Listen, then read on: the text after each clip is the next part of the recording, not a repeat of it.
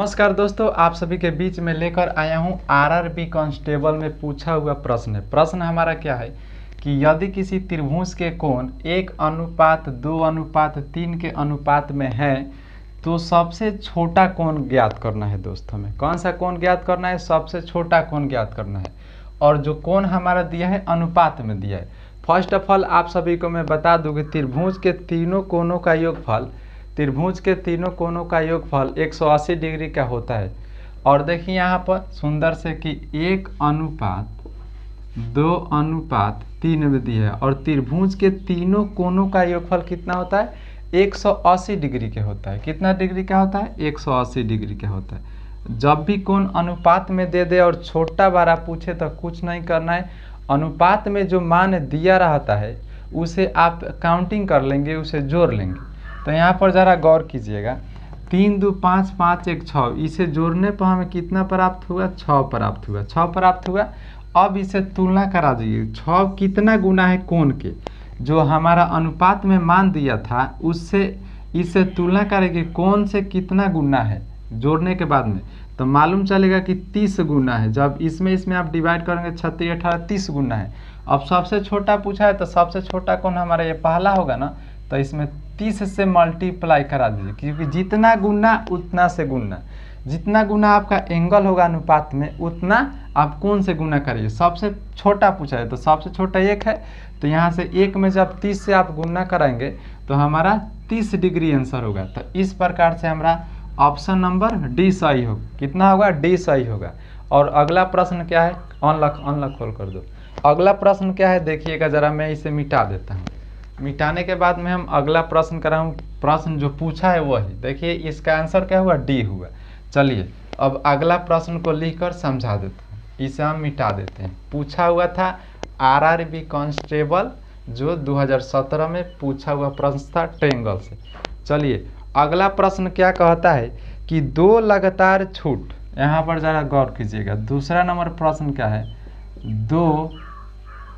दो लगातार छूट दिया हुआ है। 2 लगातार छूट 10% तथा 15%, 10% तथा 15% दिया है। 2 लगातार छूट दिया है 10% तथा 15% के बराबर है। 15% के बराबर है, यहाँ पर मैं लिख रहा हूँ बराबर है। 2 लगातार छूट 10% तथा 15% के बराबर है। एक छूट कितने प्रतिशत की होगी? यहाँ पर सवाल क्या है कि एक छूट कितने प्रतिशत की होगी? कितने प्रतिशत